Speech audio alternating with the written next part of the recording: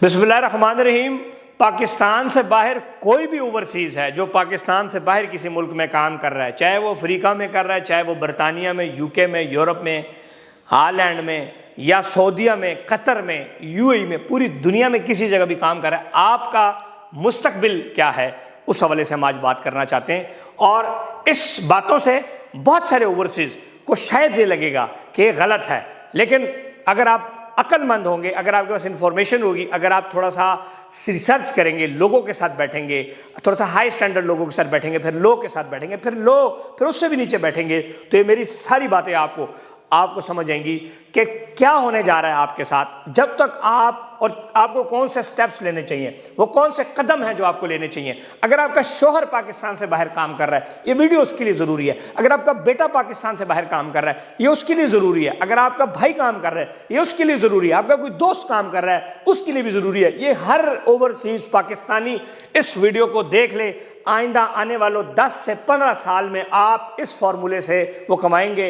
आप देखें ना, मैं एक पाकिस्तानी बिजनेसमैन हूँ, मेरे पास दुनिया की डिफरेंट नेशनलिटियों के ऑफर है, क्योंकि जैसे पैसा फेंको ये सारे लेट जाते हैं, आपको पता है। मैंने कभी नेशनलिटी नहीं ली, मैं बाहर काम भी कर रहा हूँ, इधर भी काम कर रहा हूँ। मैं क्यों कहीं पर नहीं शिफ्ट होता, मैं क्यों कहीं पर ज़्यादा टाइम के लिए नहीं जा रहा। मैंने ये अब आप देखें, ट्रैवलिंग मेरी है, साल में तो 8-9 मुल्कों में जाता हूँ, पूरी दुनिया से अरबों रुपया मेरे साथ ओवरसीज़ ने लगाया। सो हर ओवरसीज़ मुझे एक दुख की कहानी सुनाता है। हर जो बैरून मुल्क मुकीम बंदा है, उसकी कोई ना कोई कहानी मेरे सामने आती है। सो तमाम कहानियों का निचोड़ एक आपको डिसीजन कौन सा कदम लेना चाहिए, चाहे वो कतर में रह रहा है, चाहे वो यूके में रह रहा है, चाहे वो सऊदीया में रह रहा है। मैं मिसालें भी आपको दूंगा, अगर वो झूठ होगा तो आप चूंकि बच्चे होंगे, फिर आपको नहीं पता होगा। उस मुल्क में कुराना पापी जो 25-30 साल से रह रहा होगा, फिर उससे आपने पूछना है, वो आपको कहेगा जी खान साहब बिल्कुल सही कह रहे हैं। अच्छा जी, सबसे पहले मैं शुरू करता हूँ सऊदी अरब से। सऊदी अरब ने बेसिकली क्या किया कि आप 1960-70 से पाकिस्तानी रह रहे थे और अपनी जुबान भूल गए। आए वो अल्लाह या हाई बीबी हैया हैया शुरू कर दी। उन्होंने कहा जी पाकिस्तान ते लख दी लानत, ए सऊदीया ही साड़ा मुल्क है, यही सन पॉलिसी, इत्थे ही ऐसे पैदा हुए हैं। जैसे ही गवर्नमेंट चेंज हुई, MBS साहब आए, उन्होंने अपने मुल्क का सोचा, उन्होंने अपने बच्चों का सोचा। उन्होंने कहा ये केड़े गरीब और ये एक्सपेक्ट्स हैं पाकी लोग, और ये दुनिया से खलीज क्या कहते हैं उसको, बाहर मुल्कों के लोग हैं, खर्जी लोग हैं, इनको निकालो किसी तरीके से। उन्होंने क्या किया, उन्होंने टैक्स लगा दिया। हर जो बंदा फैमिली के साथ रह रहा था, 500 रियाल, 1000 रियाल बच्चे के सर पे टैक्स लगा दिया कि बच्चा पैदा हो गया, हर महीने देना है। भावें प्यू कमा रहे नहीं कमा रहे, 5 बच्चे ने तो 2500 रुपया तुम देना है। जनानी समेत हो गया 3000 रुपया। उन 3000 दिरहम अब उन्होंने इस तरीके से बहुत सारे लोग ये मुल्क छोड़ के भाग गए। अब जब वो पाकिस्तान आए, वो जिनको ना उर्दू आती ना इंग्लिश आती, वो सिर्फ लंगे बड़े बड़े पहने हुए, साशे पैक में अरबी दस्तयाब हमारे पास यहाँ पे आ गए। उनको अब ज़ुबान ही कोई ना आए, उनको यहाँ पे काम ना मिले। फिर उनके वालिदैन पछताए। अब उनकी जो नई, अब वो क्या कर रहे हैं कि वो अकेले तो काम कर रहे हैं, लेकिन अपने बच्चों को पाकिस्तान भेज दिया या कहीं से निकाल के किसी और मुल्क में चले भेज दिया। चाहे कोशिश की, कोई यूके चला गया, कोई अमेरिका चला गया। अब ये बेसिकली एक स्ट्रेटजी थी किक आउट करने की उनको। इसमें अपने आप को कतर की तरफ लेके जाता हूँ। कुछ और चीज़ें भी आपको बताता हूँ। ये जो अच्छी तनख्वाहें ले रहे हैं, या रिकॉर्डिक्स पे जो काम कर रहे हैं, ये जो 50 लाख, 45 लाख, 40 लाख, उनके पीछे एली जूतियों ना नबी हो। ये इस टाइम यकीन करें वो जूतियां इस टाइम लेके बैठे हुए हैं आपको मारने के लिए। वो कैसे, उसकी बात भी सुन, मेरी वो भी बात सुन लें। 25-30 साल आपने उस मुल्क में लगाए और आपको उन्होंने कर दिया किक आउट, इज्जत से किक आउट किया, तरीके से उन्होंने इतना टैक्स आप पे लगाया, आप मुल्क छोड़ने पे मजबूर हो गए और भाग गए। अब आपका कोई मुस्तकबिल नहीं था।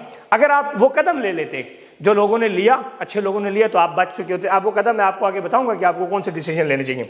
अच्छा, फिर एक और जो सबसे इंपॉर्टेंट चीज़ है, मैं आपको ये बताता चलूँ, इसमें से इस पूरी वीडियो में 10 से 15% लोगों को आउट कर दें। वो भी शक वीडियो ना देखें, क्योंकि वो हाई इनकम लोग हैं, वो बहुत स्टेबल हैं, वो डॉलरों में मिलियनेयर हैं, वो पौंडों में मिलियनेयर हैं, वो दरमों में और रियालों में मिलियनेयर हैं। सो उनके लिए ये वीडियो नहीं है। वो 10 से मिलियनेयर बंदे हैं, तो उसे अपनी ज़िंदगी इंजॉय करो। ये 70% उन मजदूर लोगों के लिए वीडियो है। मजदूर से मुराद टैक्सी ड्राइवर, मजदूर से मुराद डिलीवरी बॉय, मजदूर से मुराद काम कराना बंदा। यूके में अगर आप डिलीवरी कर रहे हैं, गाड़ी चला रहे हैं, तो मजदूर है, सीधी सी बात है। उसी कोई नेल्सन मंडेला तो हो को नहीं उठे, मजदूर है। तो 70% बंदा मजदूर है। यूएई में भी हमारा पाकिस्तानी, सऊदीया में मजदूर है। मजदूर सिर्फ वो नहीं है जो खुदाई करे, तुम भी मजदूर हो, बस थोड़ी सी टेक्निकल मजदूर हो। हर बंदे के लिए ये वीडियो है। सो ये 70% वो लोग जो हैं वो इस वीडियो को ज़रूर अब देखें। अच्छा, इसमें एक और इंपॉर्टेंट पॉइंट मैं आपको बताता हूँ। इन्होंने क्या किया, अब एक और जो चीज़, जो बाहर आप काम कर रहे हैं, खास तौर पर जो अच्छी तनख्वाह ले रहे हैं, 20 लाख से 25 लाख रुपए तनख्वाह ले रहे हैं रिकॉर्डिक्स पे। अब उन्होंने क्या किया, आपको जॉब इसलिए नहीं दी कि आप बहुत अच्छे थे या बहुत काबिल थे, आपको जॉब इसलिए दी क्योंकि उनके पास वर्क फोर्स की कमी थी। किस चीज़ की थी? टेक्निकल लोगों की कमी थी। अब उनका बच्चा यूके से, लंदन से, अमेरिका से पीएचडी करके आ रहे हैं। अब वो क्या कर रहे हैं? रिप्लेस कर रहे हैं, पाकिस्तानियों को किक आउट कर रहे हैं और इन कर रहे हैं किस बंदे को? आपने लोकल नेशनलिटी को। मिसाल के तौर पर मेरी कंपनी है, मेरा पास 100 बंदा काम कर रहा है और मेरा 100 बच्चा है, मेरा 100 बच्चा बाहर पढ़ना गया हुआ है। जब वो 100 बच्चा अपने मुल्क में वापस आ गया, अब उनको जॉब्स चाहिए, तो मैं खारजियों को तो किक आउट करूंगा, किसको रखूंगा? अपने 100 बच्चों को। सेम कतर कर रहा है, सेम सऊदीया कर रहा है, सेम पूरी यूएई के अलावा तमाम मुल्क ऐसे ही कर रहे हैं। सब यही अब कर रहे हैं कि अपने बच्चों को वो पढ़ा रहे हैं, ठीक है, चाहे वो सब हर फील्ड के अंदर अपने बच्चों को लेके आ रहे हैं और आपको स्लो करके किक आउट कर रहे हैं, पोजीशंस दे जा रहे हैं। आपको 20,000 दरहम दे रहे थे, उसको 40,000 रुपये रखेंगे, ज़्यादा देंगे, आपको आउट करेंगे। सो आप रिप्लेस होने जा रहे हैं और पाकिस्तान में वापस फिर आप आएंगे तो आपकी 2 लाख तनख्वाह होगी, तो आप जलील हो जाएंगे। इसलिए कुछ डिसीजंस जो मैं आपको बता रहा हूँ कि आप अपना पोर्टफोलियो फाइनेंशियली आपको मैं फ्रीडम देने जा रहा हूँ कि आप फाइनेंशियली कैसे आज़ाद हो सकते हैं कि कल इन स्टेप से जो ममालिक बड़े बड़े ले रहे हैं उससे आपको फ़र्क ना पड़े। अच्छा, इसमें एक और इंपॉर्टेंट चीज़, कतर को देखें आप। चलिए कतर की हम बात करते हैं। कतर में वही 10-15% बंदों को निकाल दें जो कि कतरी पैसों में मिलियनेयर हैं पाकिस्तानी, उनको छोड़ें। 70% की बात कर रहा हूँ। जब से वर्ल्ड कप हुआ है उसके बाद फीफा ख़त्म हो गया, कोई कंस्ट्रक्शन नहीं हो रही, बिल्कुल ज़ीरो की कंस्ट्रक्शन। तमाम कंस्ट्रक्शन इंडस्ट्री, दुनिया में सबसे ज़्यादा काम और जॉब बिजनेस कंस्ट्रक्शन इंडस्ट्री में होता है। अब वो तमाम कंस्ट्रक्शन रुक गई है, आपकी मशीनें फारग हैं, ड्राइवर फारग हो गए, टेक्निकल लोग फारग हो गए, मजदूर लोग फारग हो गए, डाउन साइजिंग होगी। पाकिस्तानी जो अच्छी कंपनी में काम कर, मेरे एक दोस्त हैं बहुत अच्छी जगह काम कर रहे हैं, अब वो कह रहा था कि सर हम दो पाकिस्तानी रह गए, लोकल बंदों को, उनके जो लोकल कतरी बच्चा बाहर से पढ़ के आ रहे हैं उनको जॉब दे रहे हैं, हमें नहीं दे रहे। तो ज़ाहिर बात आपको क्यों दें, आप खारजी बंदे हैं, आपको साथ तो यही करेंगे, तो आपको समझना चाहिए। अच्छा, ये वो तमाम बातें हैं जो मैं आपके साथ करने जा रहा हूँ। अच्छा, उसके बाद हम बात करते हैं यूके की। यूके में सिर्फ 15 से 20% पाकिस्तानी होगा जो कि मिलियनेयर होगा, बाकी सारा मजदूर है, गरीब तबका है। 25 साल की किस्तों पर आपको घर मिलेगा, 25 साल की किस्तों पर आपको घर मिलेगा। और दूसरा उन्होंने जो सिस्टम बनाया वो ये बनाया कि 40% टैक्स है, जो कमाएंगे आप उन्हीं को देंगे। इसलिए यूके से बहुत सारा ओवरसीज़ पाकिस्तानी हमारे यूएई प्रोजेक्ट्स में इन्वेस्टमेंट कर रहा है और पाकिस्तान में भी हमारे साथ इन्वेस्टमेंट की। अब ओवरऑल लोगों का जो मजरू हुआ, अब आप सुन लें इस बात को भी कि जो आप बेसिकली आप क्या इस टाइम आप अपना जो पोर्टफोलियो है इसको डाइवर्सिफाई करें, जो आपकी इन्वेस्टमेंट्स हैं उसको आप डाइवर्सिफाई करें कि जो आपके पास पैसा है, पैसा मनी, जो सुलझे हुए लोग हैं उसको एक जगह नहीं रख रहे। अब आपको पता है, देखें सीधी सी बात, अगर आपके पास 2 करोड़ रुपए है यूके के अंदर, चलिए यूके के अंदर 2 करोड़ रुपए है तो उसका आप कुछ भी नहीं ले सकते। अगर आपके पास वो 2 करोड़ रुपया है तो पाकिस्तान में बहुत अच्छी चीज़ उसकी ले सकते हैं। अच्छा, अगर आपके पास फॉर एग्जांपल 4 करोड़ रुपए है तो आप सीधी सी बात है यूके के अंदर बहुत मुश्किल है कि आप कोई चीज़ खरीद लें, नहीं खरीद सकते। लेकिन आप यूएई में प्रॉपर्टी खरीद सकते हैं। तो जो अक्लमंद लोग हैं वो अपने पोर्टफोलियो को क्या कर रहे हैं? डाइवर्सिफाई कर रहे हैं। अच्छा, अब होता बेसिकली क्या है, बेसिक इंडस्ट्री जो है, अब आप बहुत सारे लोग को ये होता है कि जो हमने प्रॉपर्टी में पैसा लगाया तो हमारा नुकसान हो गया, ये वो हो गया। अब आप देखें कि रियल स्टेट ऐसे चलती है, ये एक साइकिल है। ये जो इन्वेस्टमेंट पोर्टफोलियो होती है पूरी दुनिया के अंदर, 2020 के अंदर जब हम यहाँ पर थे पाकिस्तान, जब हम यहाँ पर थे 2020, हमारी रियल स्टेट यहाँ पर थी पाकिस्तान के अंदर, तो यूएई और यूके ये सारे यहाँ पर डाउनफॉल का शिकार थे, हमारी रियल स्टेट ऊपर की। आज हमारी रियल स्टेट यहाँ पर है, बाकी रियल स्टेट ऊपर है। सो ये ऐसे ऊंच नीच चलती रहती है, पहले स्लम आता है, फिर रिसेशन आता है, फिर दोबारा बूम आ जाता है। सो आपको ये चीज़, आप पढ़े लिखे लोग हैं, पूरी दुनिया में आप रह रहे हैं, आप माशाल्लाह समझदार बंदे हैं, सो इस चीज़ से आपने नहीं घबराना कि यार ये हो गया वो हो गया। अब आप देखें पाकिस्तान के अंदर इस टाइम जो इंटरेस्ट रेट है वो 22% से कम होकर 15% पे आ गया। बैंकों से सूद पे पैसा लोगों ने रखा हुआ था वो वापस मार्केट के अंदर लेके आ रहे हैं, और उससे क्या हो रहा है कि ट्रांजैक्शन शुरू हो गई है, रियल स्टेट शुरू हो गई, चीज़ें शुरू हो गई। सो आप क्या करें। अच्छा, दूसरी बात ये कि अब आप ये देखें, अगर मैं और इधर की बात करूँ 270 पे आपका डॉलर पिछले 1 ईयर से स्टॉप है। सो डॉलर का आपका जो फ्लक्चुएशन थी वो भी कम होगी। इस तरह फिर हम यूएई की अगर बात करें तो बहुत सारे लोग यूएई में जो इन्वेस्टमेंट कर रहे हैं वो हमारे साथ इस वजह से कर रहे हैं क्योंकि वो अपना पोर्टफोलियो डाइवर्सिफाई कर रहे हैं। अच्छा, अगर आप फॉर एग्जांपल एक टैक्सी ड्राइवर हैं, आप एक टैक्सी ड्राइवर हैं किसी मुल्क के अंदर, यूएई में, सऊदीया में, अब आप सीधी सी मैं आपको बात बताता हूँ, आपके पास है 1 लाख दिरहम, क्या है जी 1 लाख दिरहम, पाकिस्तानी हुआ 80 लाख रुपया। तो 80 लाख रुपये का तो आप वहाँ पर कोई बिजनेस वगैरह कर सकते हैं छोटा मोटा, लेकिन प्रॉपर्टी नहीं खरीद सकते, यूएई में भी नहीं खरीद सकते, और KSA सऊदीया में भी नहीं खरीद सकते। अब उस 80 लाख करके आप क्या कर सकते हैं कि उसको पाकिस्तान में वाइजली किसी अच्छे प्रोजेक्ट के अंदर अपनी प्रॉपर्टी खरीद सकते हैं और लोगों को फ़ायदा हुआ। मैं आपको ये बात बताऊं कि पाकिस्तान के अंदर जितना लोगों ने प्रॉपर्टी से फ़ायदा कमाया, आपकी सोच है। अगर आपके बाप ने या दादा ने, छोड़ें ये सारी चीज़ें, अगर आपके बाप ने कोई प्रॉपर्टी खरीदी है तो क्या आज वो नुकसान में है? ये बताएं। 2 साल पहले, 3 साल पहले, पुरानी बातें छोड़ें, 2 साल 3 साल की प्रॉपर्टी गेम नहीं है। 10 साल पहले आपने एक प्रॉपर्टी खरीदी, 10 साल पहले, तो क्या आज वो मुनाफे में है या नहीं है? वो होगी मुनाफे में।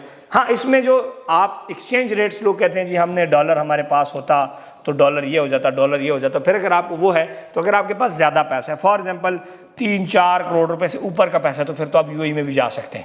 और लेकिन अगर उससे कम है तो फिर आपको पाकिस्तान में इन्वेस्टमेंट करनी चाहिए। अब आप क्यों पोर्टफोलियो डाइवर्सिफाई की मैं बात क्यों कर रहा हूँ? वो इसलिए कर रहा हूँ कि आपको सबसे इंपॉर्टेंट चीज़ है कि आपको फाइनेंशियली फ्रीडम की ज़रूरत है।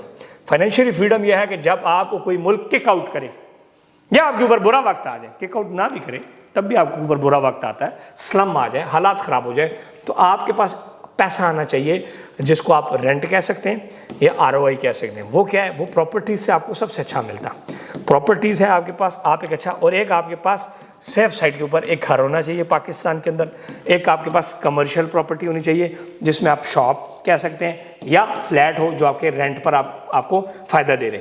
अब वो लोग, अच्छा मुझे एक और बात चले बताएं, हम एक और बात की बात करते हैं, वो ओवरसीज़ पाकिस्तानी जो यहाँ वहाँ पर बैठ के मिसाल तौर पे हमें कहते हैं कि आप बुरे भला इस मुल्क को हमें लगे होते हैं। आप मुझे बताएं, अगर फॉर एग्जाम्पल आपके पास 80 लाख था तो आपके पास पड़ा पड़ा वो ख़त्म हो गया, क्या किया आपने? आप उसको खा गए, तो आपने उसका क्या कर लिया? कुछ भी नहीं किया। उसकी वजह क्या थी कि आप कोई कदम नहीं, जो वो कहते हैं ना, जो कदम नहीं उठा सकता वो आगे नहीं जा सकता।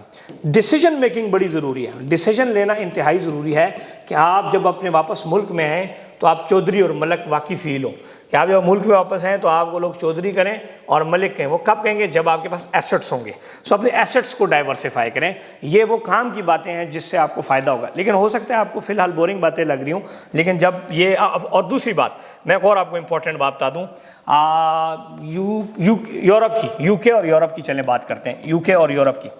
अगर तो आज 30 साल के हैं तो आप जवान हैं, कोई नहीं, बच्चा आपका छोटा है, वो वहाँ पर जो बच्चों को फ्रीडम ऑफ राइट्स हैं, जो राइट्स फॉर चिल्ड्रन हैं, वो इतने हैं कि इस टाइम, क्योंकि मैं तो जाता रहता हूँ, हर बंदा अपनी दुख भरी कहानी सुना देता है कोई ना कोई। अब जब आप 50 साल के वहाँ पर हो जाएंगे तो आपका जो बच्चा है वो आपका ख्याल रखेगा?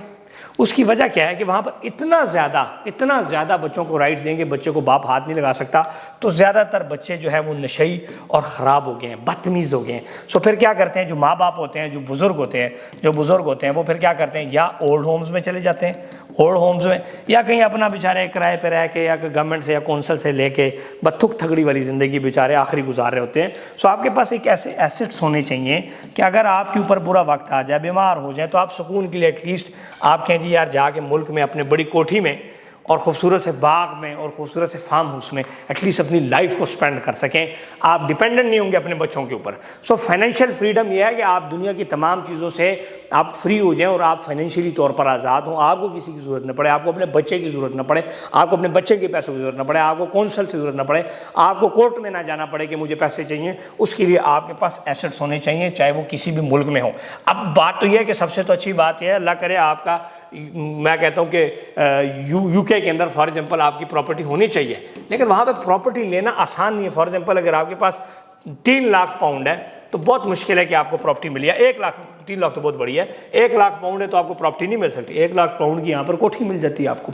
सो आप अपनी इन्वेस्टमेंट को, चीज़ों को डाइवर्सिफाई करें, इससे आपको फ़ायदा होगा। दुनिया के अंदर जितने भी बड़े लोग हैं वो अपने पोर्टफोलियो को ऐसे डिवाइड कर रहे हैं, चीज़ें कर रहे हैं, हाँ स्टॉक्स में लगा रहे हैं, इन्वेस्टमेंट्स कर रहे हैं, चीज़ें कर रहे हैं, लेकिन आप उसको स्टॉक्स में, आप सुन लें, स्टॉक्स में कर सकते हैं, आप ट्रेडिंग में पैसा लगा सकते हैं, आप शेयर्स में लगा सकते हैं। लेकिन ये अक्लमंद लोगों का काम होता है, समझना पड़ता है कि स्टॉक में कौन सा लेना है, कौन सा बेचना है, ट्रेडिंग, शेयर्स, कौन सी कंपनी के शेयर लेना चाहिए, नहीं लेना चाहिए, इसकी ये थोड़ा सा मुश्किल काम होता है। इसलिए ज़्यादातर लोग रियल एस्टेट के अंदर इन्वेस्ट करते हैं क्योंकि ये ईजी होता है। और दूसरा बात है कि आप इसमें एफर्ट्स नहीं चाहिए होती हैं आपको, इसमें बस आपने सिलेक्शन करना है अच्छे से एक एजेंट की, अच्छे से रियल एस्टेट एजेंट कंपनी की, और देन आपने अपनी प्रॉपर्टी को परचेज़ कर लेना है। सो ओवरऑल ये सारी वो चीज़ें हैं जिससे आपको फ़ायदा होगा। अगर आप ख़ास तौर पर जो गरीब बंदा है, जो आम बंदा है, जो मज़दूर बंदा है, जो इस तरह का है जो कि अफेक्ट हो रहा है चीज़ों से, टैक्सी ड्राइवर मजदूर टाइप बंदा है, उसके लिए मेरा वो है। ख़ास तौर पर ये स्टूडेंट्स के लिए है। स्टूडेंट्स जो कि यूके में पढ़ रहा है, यूरोप में पढ़ रहा है, अगर वो 200 से 300 पाउंड महीने का बचत कर रहा है, 1000 पाउंड अगर वो महीने का बचा ले, तो आप यकीन करें कि वो प्रॉपर्टी ख़रीद सकते हैं। ज़रूरी नहीं है कि आप प्रॉपर्टी 40 से 50 साल की जब हो जाए तो फिर ख़रीदें। आपको प्रॉपर्टी 25 से 35 साल के अंदर आपको अपनी प्रॉपर्टी बना लेनी चाहिए, क्योंकि 40 से 50 साल के ऊपर आपको इतने खर्चे होते हैं, आपके ऊपर फैमिली के खर्चे, बच्चे, शादियों के खर्चे, तो ये इतनी ज़्यादा चीज़ें हैं कि जिससे आप फिर अफेक्ट हो रहे होते हैं।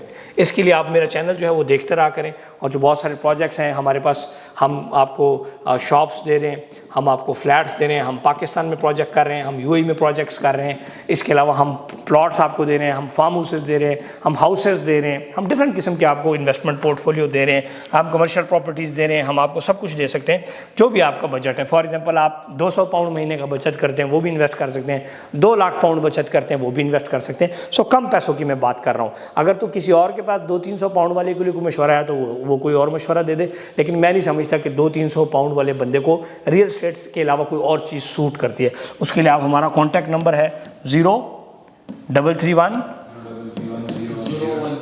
010 5531। ये जी हमारा नंबर है 0331 010 5531। अगर आप बाहर से हैं तो फिर आप साथ +92 और 331 010 5531, ठीक है जी, +92 331 010 5531। इस पर आप रब्ता कर सकते हैं। ये हमारी हेल्पलाइन है, हॉटलाइन है इन्वेस्टमेंट के लिए। उसमें आपने अपने बता देने कि जी मैं इस मुल्क से हूँ और मेरे पास इतना पैसा है, तो हम आपको पोर्टफोलियो बना देंगे कि इतना पैसा आप कहाँ पर इन्वेस्ट कर सकते हैं, उसको आप अपने तौर पे खुद वेरीफाई कर सकते हैं। दूसरा, हमारी इन्वेस्टमेंट करने के बाद आप हमारे propertynama.com वेबसाइट के ऊपर जाके उसको वेरीफाई भी कर सकते हैं। अगर आप को मैं दिखा भी देता हूँ, अगर आप थोड़ा सा मुझे इधर एक सेकंड दे दें तो मैं आपको कुछ चीज़ें दिखा भी देता हूँ कि कैसे आप उसको चीज़ों को लेके चल सकते हैं। ये लें, ये हमारी वेबसाइट है propertynama.com। इसके ऊपर आप हमारे प्रोजेक्ट्स को भी देख सकते हैं। अगर आप हमारे साथ कोई इन्वेस्टमेंट करते हैं तो आप उसको यहाँ से वेरीफाई भी कर सकते हैं। किधर है वेरीफाई वाला? ये यहाँ से आप जो है ना अपनी इन्वेस्टमेंट को वेरीफाई भी कर सकते हैं, ठीक है जी। ये आप देख सकते हैं, वेरीफाई योर बुकिंग विद प्रॉपर्टीनामा। जब आप इन्वेस्टमेंट कर लेंगे तो आप CNAC नंबर यहाँ पे लिखेंगे, ठीक है जी, और उसके बाद आप जो है यहाँ पर अपना फॉर्म नंबर लिखेंगे जो भी होगा, और आपको उसको ओके कर देंगे तो आपके सामने आ जाएगा कि आपने कितनी इन्वेस्टमेंट्स की। ये हमारे प्रोजेक्ट्स के बारे में आप देख सकते हैं। हमारे जितने प्रोजेक्ट्स हैं, उमर डिस्ट्रिक्ट टावर, उमर शैल मरी में हम रजिस्ट्री इंतकाल में प्लॉट दे रहे हैं, उमर रिवरिया, ठीक है, Umar height, Umar residencies Murree, Umar aqua farms, ठीक है, Umar tower 1 Ajman, Umar residencies Ajman UAE। तो ये हमारे तमाम के तमाम प्रोजेक्ट्स हैं। और अब हमारे बारे में, आप हमारी कंपनी के बारे में, चीज़ों के बारे में इंशाल्लाह पढ़ेंगे तो आपको बहुत सारी चीज़ों की समझ भी आ जाएगी। तो ये हमारा कंप्लीट था। मैं उम्मीद करता हूँ कि आपको वीडियो भी पसंद आई होगी और हमारा प्रोडक्ट्स ये जी माशाल्लाह हमारे प्रोजेक्ट हैं। Umar district tower, flats apartment, Umar mall, ठीक है, Umar Riviera, farm house, Umar tower 1 Ajman, Umar residencies Murree, Umar शैल मरी, और इस तरह डिफरेंट हम आपको वो दे रहे हैं, ठीक हो गया। और ये हमारा हेल्पलाइन ये भी है 0337 777 8314। हेड ऑफिस है हमारा plaza number 65 river view commercial, Bahria town phase 7 Rawalpindi. info@propertynama.com के ऊपर आप ईमेल भी कर सकते हैं। खुश रहें और आबाद रहें। मोहम्मद इस्माइल को दें इजाज़त। अल्लाह हाफ़िज़।